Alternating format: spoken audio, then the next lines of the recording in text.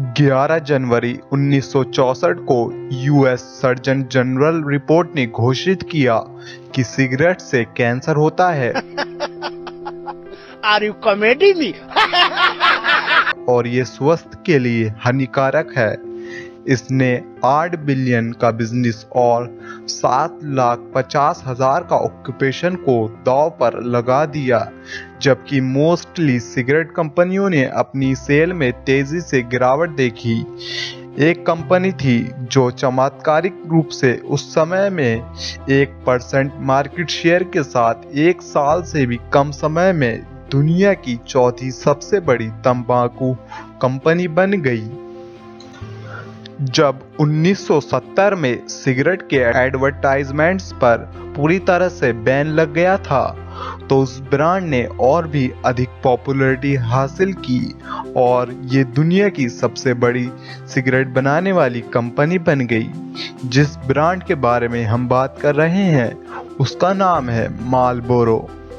अब सवाल आता है कि जब और सभी पॉपुलर ब्रांड्स खत्म हो रही थी क्योंकि उन्हें अपने प्रोडक्ट्स का एडवर्टाइजमेंट और मार्केटिंग करने की भी परमिशन नहीं थी, तब इस एक विशेष ब्रांड ने अपनी किस्मत को सफलता की ओर कैसे मोड़ा।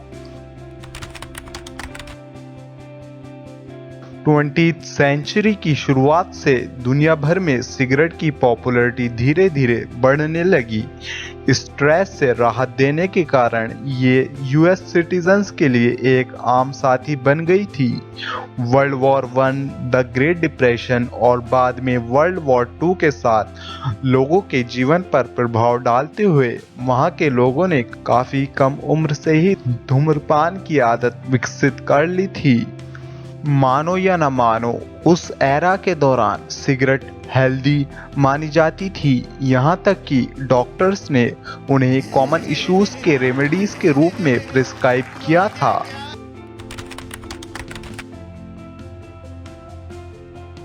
लेकिन ये सब जब तक चलता रहा जब तक 1964 में जनरल रिपोर्ट दुनिया के सामने नहीं आई थी, जबकि ये नई स्टडी पॉपुलर सिगरेट ब्रांड्स के लिए घातक साबित हुई। लेकिन इसने मार्लबोरो को सफलता के सारे पहाड़ पार करा दिए। 1964 की रिपोर्ट के बाद सिगरेट्स ब्रांड्स ने अपनी रेपुटेशन बनाए रखने के लिए हर संभव प्रयास करना शुरू कर दिया। कुछ ब्रांड्स ने सिगरेट को सही ठहराने की कोशिश की, जबकि कुछ ने स्टडी को पूरी तरह से खारिज कर दिया। 1964 के समय में मार्लबोरो एक बहुत छोटी कंपनी थी जो केवल महिलाओं के लिए सिगरेट बनाती थी। लेकिन जैसे ही 1964 की रिपोर्ट सामने आई, मार्लबोरो की पेरेंट कंपनी फिलिप्स मॉरिस ने अपनी मार्केटिंग रणनीतियों को बदलने का फैसला किया और 20th सेंचुरी में सिगरेट की दुनिया की किंग बन गई। लेकिन ये इतना आसान नहीं था जितना सुनने में लग रहा है। ये आपको पता ही होगा कि तंबाकू इंडस्ट्री में ब्रांड लॉयल्टी एक्सट्रीमली हाई होती है। ये एक स्मोकर को दूसरी ब्रांड की तरफ शिफ्ट करने के काम को असंभव बना देती है। इस बात में कोई आश्चर्य नहीं है कि इस इंडस्ट्री में मार्केटिंग कंपटीशन बहुत हाई था, क्योंकि सब कंपनीज अपनी सिगरेट्स को प्रमोट करने के लिए नए नए तरीके ढूंढ रही थी।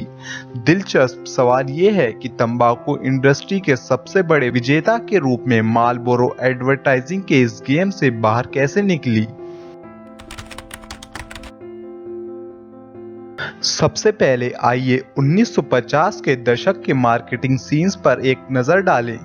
मोस्ट एडवर्टाइजिंग दिए गए प्रोडक्ट्स के बारे में ड्राई रिसर्च डेटा और फैक्ट से भरे होते थे।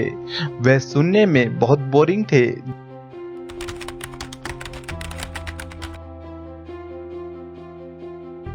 डल एडवर्टाइजमेंट से भरे बाजार में मार्लबोरो जेन्युइनली कुछ अलग लेकर आई थी। कंपनी ने लाइफस्टाइल एडवर्टाइजिंग के साथ एक्सपेरिमेंट करना शुरू किया। आज हम सभी लाइफस्टाइल एडवर्टाइजिंग के कॉन्सेप्ट से फैमिलियर हैं। ये हमारे लिए कोई नई चीज़ नहीं है। लाइफस्टाइल एडवर्टाइजिंग व्यूअर्स के साथ इमोशनली रूप से जोड़ने की कोशिश करता है। और ये फीलिंग वैल्यूज और स्टेटस सिंबल्स पर फोकस्ड होता है। इसका एम प्रोडक्ट बेचना नहीं होता, ये फीलिंग्स को जगाने और संबंध बनाने के लिए पुश करता है। हम सभी इस तरह की मार्केटिंग से फैमिलियर हैं, लेकिन अनडाउटली ये सबसे इफेक्टिव है। उस समय लाइफस्टाइल विज्ञापन में मार्लबोरो सबसे पहली खिलाड़ी थी। तंबाकू इंडस्ट्री में वे पहले लोग थे जिन्होंने प्रोडक्ट की डिटेल से ध्यान हटाकर अपने प्रोडक्ट को एक सिंबल के रूप में और एक फीलिंग के रूप में बाजार में उतारना शुरू किया।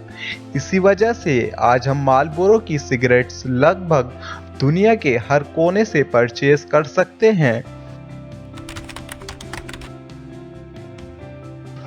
उन्होंने मार्लबोरो मैन बनाया, एक आदमी जिसे उन्होंने फ्रीडम, एडवेंचर और मर्दानगी के सिंबल के रूप में दिखाया।